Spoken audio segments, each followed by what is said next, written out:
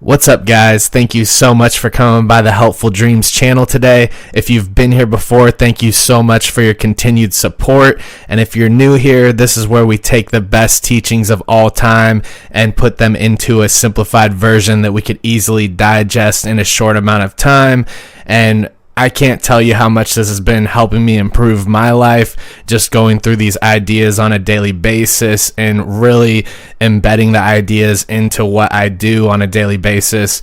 And even the video that we did yesterday on the 7 habits of highly effective people helped my workflow and helped my business. I began to take actions outlined in that book, and it began to improve the processes that I have in my own business. And so it's really awesome. I'm really excited about the one that we have today. We're going to be diving into Atomic Habits by James Clear, and we've prepared a simplified version that has all the key elements that you need to strive to become the best version of yourself. And we're going to roll right into it right now. What exactly are habits? Habits are the accumulated benefit of self-improvement, and when we repeat 1% errors on a daily basis by replicating poor decisions, making minor mistakes, and rationalizing minor excuses, our small choices compound into toxic outcomes. There are 4 behavioral change laws that we can use to create good habits and break bad ones. A habit is made up of a cue, a craving, a response, and a reward. These components are formed in accordance with the 4 behavioral change laws. Law 1. Make it clear. The habit must be effortless for us and require no active thought. For example, when I couldn't remember to take my vitamin D pills, I realized the issue was that I kept these pills on the opposite side of the kitchen. I began taking them more frequently after I placed them in an obvious location that I couldn't miss. Law 2. Make it appealing. If the habit is unappealing, we're unlikely to have the willpower to repeat it. As a result, you should devise strategies to make habits appealing, even if it's something difficult such as going to the gym or studying for long periods of time. Law 3. Make it simple. The less friction there is between you and the habit, the more likely you are to do it. This applies to simple things like packing your gym bag the day before you want to go to the gym or preparing a healthy meal to avoid ordering takeout. Law 4. Make it immediately satisfying. It's a good idea to come up with something simple that brings us joy immediately after we perform our habit. When I go to the gym, I jump in the pool and spend 10 to 20 minutes in the spa. I know it sounds a little excessive, but this little routine makes me much more eager to spend an hour or 2 at the gym. It takes time to form a new habit and break an old one, which is why most people give up halfway through. Time widens the gap between success and failure. Whatever you feed it will multiply. Time becomes your ally when you have good habits. Time becomes your enemy when you have bad habits. It is not because you have lost your ability to improve if you are having difficulty developing a good habit or breaking a bad one. It's usually because you haven't yet reached the plateau of latent potential. Complaining about not achieving success despite working hard is analogous to complaining about an ice cube not melting when heated from 25 to 31 degrees. Your efforts were not in vain. They are simply being archived. All of the action takes place at 32 degrees. The locker room of the San Antonio Spurs, one of the most successful teams in NBA history, features a quote from social reformer Jacob Riis. When nothing seems to work, I go and watch a stonecutter hammer away at his rock, perhaps 100 times without even a crack showing. But it will split in 2 at the 101st blow, and I know it wasn't that blow that did it. It was everything that came before. Instead of focusing on goals, take a system-first approach. Goals are about the outcomes you wish to achieve. Systems are concerned with the process that result in those outcomes. The goal of any sport is to finish with the highest possible score, but it would be absurd to spend the entire game staring at the scoreboard. The only way to truly win is to improve every day. The score takes care of itself. Forget about setting goals if you want better results. Instead, concentrate on your system. Goals are useful for establishing a course of action, but systems are better for making progress. When you spend too much time thinking about your goals and not enough time designing your systems, a number of issues arise. The antidote is a system-first mindset. You don't have to wait to give yourself permission to be happy if you fall in love with the process rather than the product. You can be satisfied at any time your system is operational, and a system can be successful in a variety of ways, not just the one you initially envision. The goal of goal setting is to win the game. The goal of creating systems is to keep playing the game. True long-term thinking is without goals. It's not about a single achievement. It is about the never-ending cycle of refinement and continuous improvement. Finally, your dedication to the process will determine your progress. You do not achieve your objectives. You are reduced to the level of your systems. Make good habits a part of your identity to help them stick. Our habits should be part of our identity and the foundation for developing it. Most of us get this wrong. We begin with outcomes and work our way backwards to our identity. However, when a habit stems from who we are, it serves as the most effective form of intrinsic motivation. For example, I had to rethink my approach to healthy eating. Before reading Atomic Habits, I assumed that if I wanted to lose belly fat, I should follow Tim Ferriss's slow carb diet, which would turn me into a healthy person. Outcome is greater than identity. However, a correct identity-based approach would be for me to believe that I am a healthy person and that as a healthy person, I will eat wholesome foods and exercise regularly, resulting in reduced belly fat. Identity is greater than outcome. When it comes to self-improvement, most people don't even think about changing their identity. I want to be skinny, outcome. And if I stick to this diet, I'll be skinny, process. They set goals and decide what actions to take to achieve those goals without taking into account the beliefs that motivate their actions. They never change their perspective on themselves, and they are unaware that their old identity can sabotage their new plans for change. Every system of action is supported by a system of beliefs. The goal is to become a reader, not to read a book. The goal is to become a runner, not to run a marathon. The goal is to become a musician, not to learn an instrument. Many people go through life in a state of cognitive slumber, blindly adhering to the norms associated with their identity. I'm terrible at following directions. I'm not much of a morning person. I have a hard time remembering people's names. I'm constantly late. I'm not very good at technology.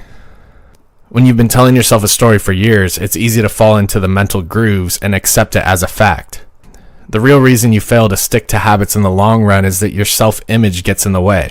This is why you should avoid becoming overly attached to one version of your identity. Unlearning is required for progress. To become the best version of yourself, you must constantly edit your beliefs and upgrade and expand your identity.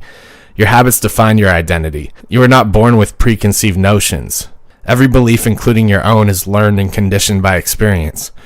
Your habits, in other words, are how you embody your identity. When you make your bed every day, you embody the identity of a person who is organized. When you write every day, you embody the creative persona. You embody the identity of an athlete when you train every day. You only believe your identity right now because you have proof of it. You can demonstrate your religiousness by attending church every Sunday for the past 20 years. You can demonstrate your diligence by studying biology for 1 hour every night. If you go to the gym even when it's snowing, you're demonstrating your dedication to fitness. The more evidence you have for a belief, the stronger your belief will be.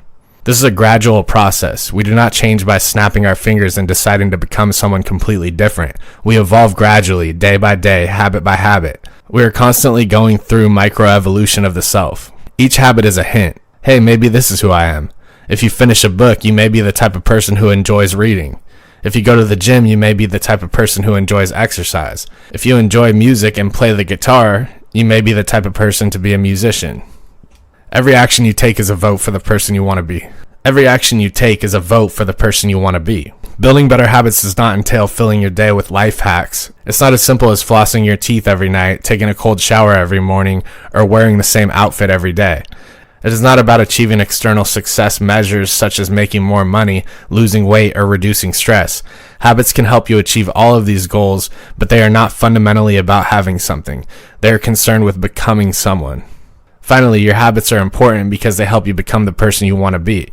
They are the conduit through which you develop your most fundamental beliefs about yourself. You literally become your habits. If you're still unsure how to rate a habit, here's a question I like to ask. Does this behavior help me become the type of person I want to be? Does this habit support or oppose my desired identity?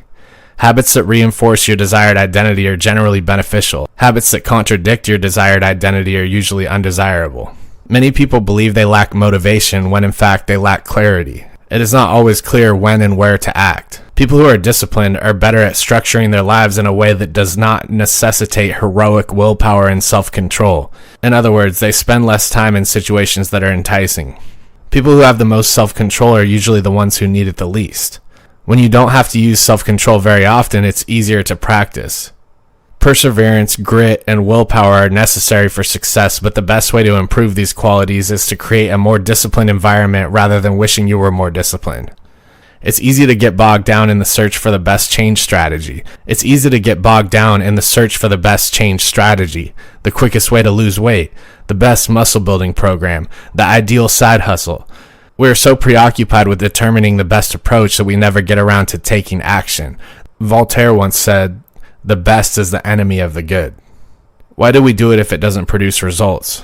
Sometimes we do it because we need to plan or learn something new. But more often than not, we do it because motion gives us the illusion of progress without the risk of failure. The majority of us are masters at avoiding criticism. We avoid situations where we might fail or be judged publicly because it doesn't feel good. And this is the main reason why we move rather than act. You want to postpone failure. It's easy to keep moving and convince yourself that you're making progress.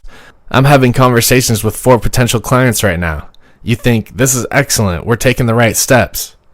I brainstormed some ideas for that book I want to write. Motion gives the impression that you are getting things done, but in reality, you're just getting ready to do something. When planning becomes a form of procrastination, you must make a change. You don't want to simply plan, you should be practicing. The key to mastering a habit is to begin with repetition rather than perfection. You don't have to plan out every detail of a new habit. All you need to do is practice. The first takeaway from the 3rd law is that you simply need to get your reps in. The greater the impediment, the more difficult the habit. This is why it is critical to make your habits so simple that you will do them even when you don't want to. You'll be more likely to stick to your good habits if you make them more convenient. You can certainly accomplish difficult tasks. The issue is that some days you want to put in the effort, while others you want to give up.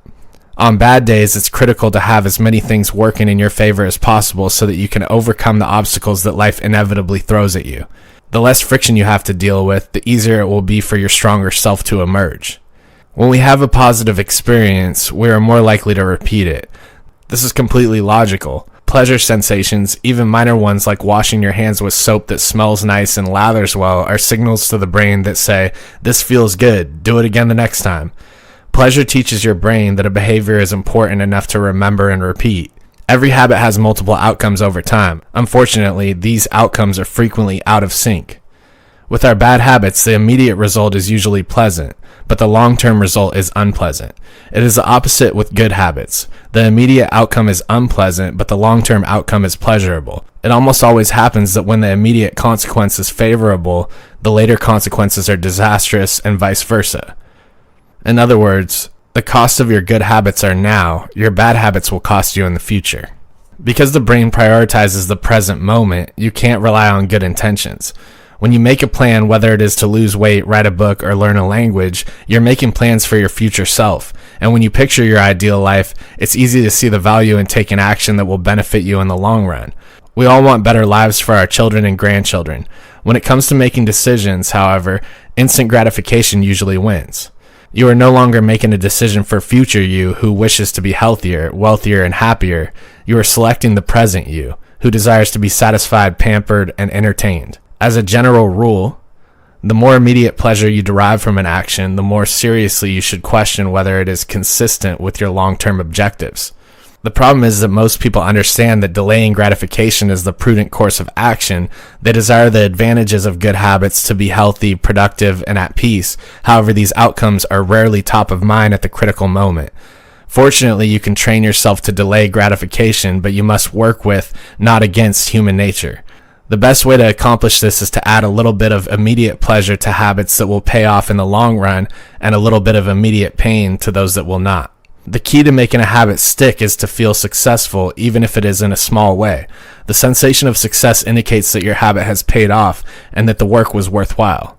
In an ideal world, the reward for a good habit would be the habit itself. In the real world, good habits are only worthwhile when they provide you with something. It's all about sacrifice early on. You've been to the gym a few times, but you're not getting any stronger, fitter, or faster, at least not in any noticeable way. It's only after a few months where you've lost a few pounds or your arms have gained some definition that it has become easier to exercise for the sake of exercise. You need a reason to stay on track at first. This is why immediate gratification is so important.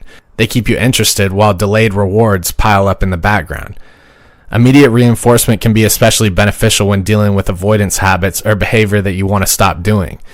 Sticking to habits like no frivolous purchases or no alcohol this month can be difficult because nothing happens when you skip happy hour drinks or don't buy the pair of shoes you want. It can be difficult to feel satisfied when there is no action to begin with. All you're doing is resisting temptation, which isn't very satisfying. One solution is to reverse the situation. You want to highlight avoidance. Create a savings account and name it something you want, such as leather jacket. Put the same amount of money into the account every time you pass on a purchase. It's similar to creating your own loyalty program. The immediate gratification of seeing yourself save money for the leather jacket feels far superior than it being deprived. You make doing nothing pleasurable. It is important to choose short-term rewards that reinforce your identity rather than those that contradict it. Buying a new jacket is fine if you're trying to lose weight or read more books, but it won't help you save money if you're trying to budget. Taking a bubble bath or going on a leisurely walk, on the other hand, are good examples of rewarding yourself with free time, which aligns with your ultimate goal of greater freedom and financial independence. If your reward for exercise is a bowl of ice cream, you're casting votes for opposite identities, and the outcome is a wash. Perhaps your reward should be a massage, which is both luxury and a vote in favor of taking care of your body. The short-term reward is now in line with the long-term goal of being healthy. As intrinsic rewards such as improved mood, increased energy, and decreased stress begin to take effect, you will become less concerned with pursuing the secondary reward. Identity itself serves as a reinforcer. You do it because it's who you are, and being yourself feels good. The more ingrained a habit becomes in your life, the less you need outside motivation to maintain it. Incentives can help establish a habit. A habit is sustained by identity. To summarize, for a habit to last, it must be enjoyable. Simple bits of reinforcement such as smelling a great soap or toothpaste with a refreshing mint flavor or seeing $50 appear in your savings account can provide the immediate pleasure you need to enjoy a habit. Change is simple when it is pleasurable. The phrase "don't break the chain" is a powerful one. If you don't break the chain of sales calls, you'll be able to build a successful book of business. If you don't break the chain of workouts, you'll get in shape faster than you think. If you don't break the chain of creating every day, you'll have an impressive portfolio. The first error is never the one that destroys you. The spiral of repeated mistakes that follows is the result.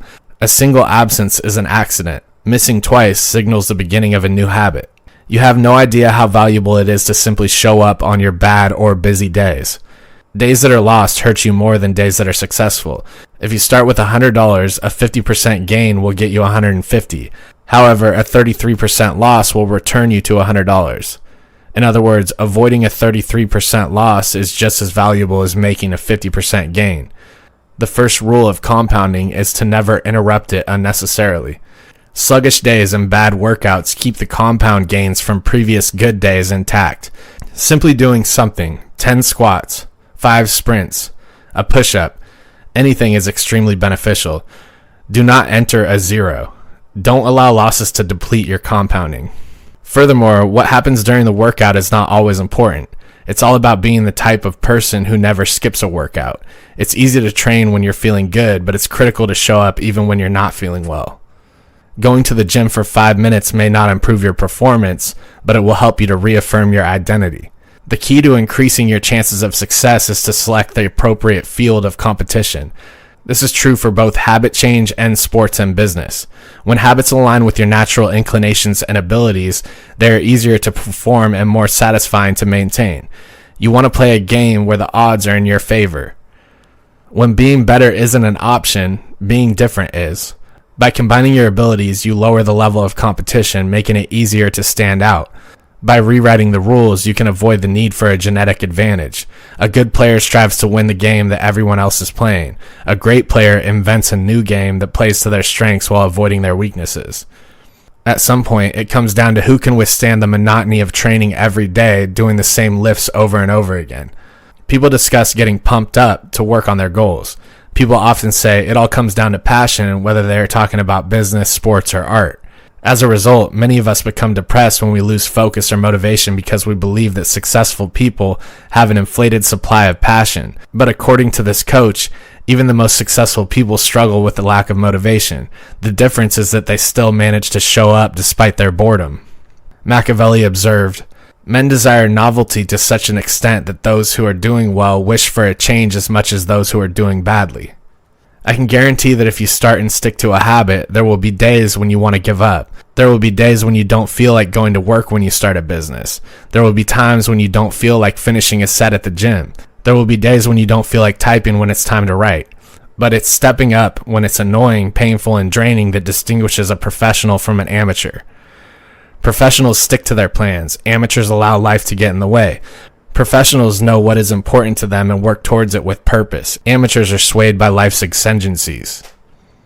Author and meditation teacher David Kane advises his students to avoid being fair weather meditators. Simply, you don't want to be a fair weather athlete, writer, or anything else. When a habit is truly important to you, you must be willing to stick to it regardless of your mood. Professionals act even when they are not in the mood. They may not enjoy it, but they manage to get the reps in. I've skipped a lot of sets because I didn't feel like it, but I've never regretted doing the workout. There have been many articles that I haven't felt like writing, but I've never regretted publishing on time. There have been many days when I wanted to relax, but I've never regretted showing up and working on something important to me. Alright guys, congratulations on making it to the end of that simplified version of Atomic Habits by James Clear. I hope it was easy to digest, and I hope you can implement these strategies into your life to become the best version of yourselves. If you like this kind of content, please subscribe to the channel. We're going to be posting new concepts daily based on the best teachings of all time. And so I look forward to seeing you guys in the future, and I'll see you in the next one.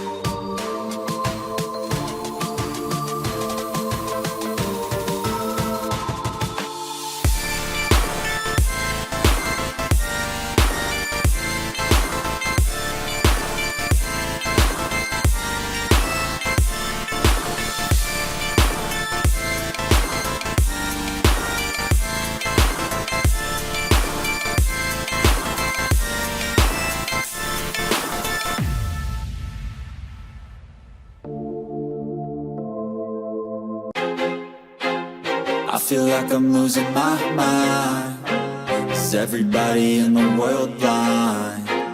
Please, Lord, give me a sign, a sign.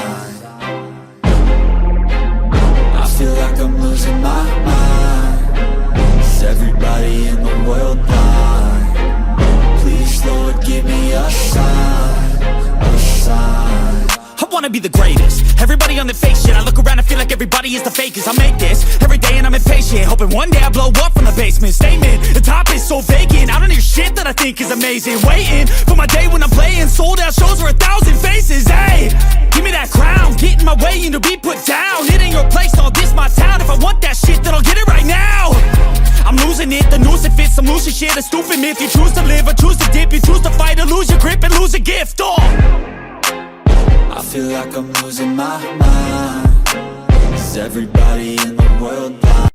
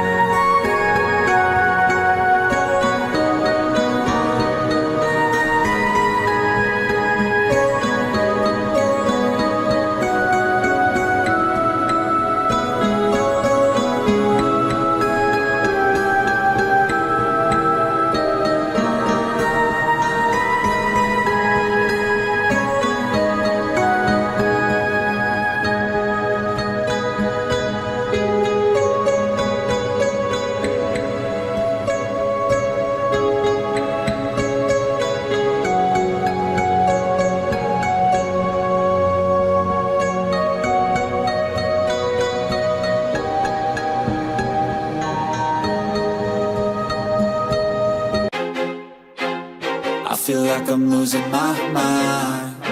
Is everybody in the world blind? Please, Lord, give me a sign, a sign.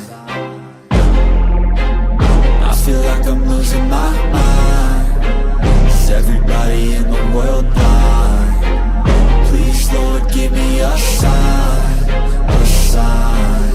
I wanna be the greatest. Everybody on the fake shit. I look around and feel like everybody is the fakest. I make this every day and I'm impatient, hoping one day I blow up from the basement. Statement, the top is so vacant. I don't hear shit that I think is amazing. Waiting for my day when I'm playing sold out shows for 1,000 faces. Hey, give me that crown, get in my way and to be put down. It ain't your place, all this my town. If I want that shit, then I'll get it right now. I'm losing it, the noose it fits. I'm losing shit, a stupid myth. You choose to live or choose to dip. You choose to fight or lose your grip and lose a gift. I feel like I'm losing my mind. Is everybody in the world blind? Please, Lord, give me a sign, a sign. I feel like I'm losing my mind. Is everybody in the world blind? Please, Lord, give me a sign, a sign. Yeah. There's no mercy in this world, just hunger-thirsty persons in different versions. Each new update, that shit worsens. Why? Pull back the curtain and you'll see the different vermin. We all have different burdens that all seem to cause disturbance. Yo, so do me a favor, don't treat me like a neighbor. Don't need the different flavors of your problems just to savor.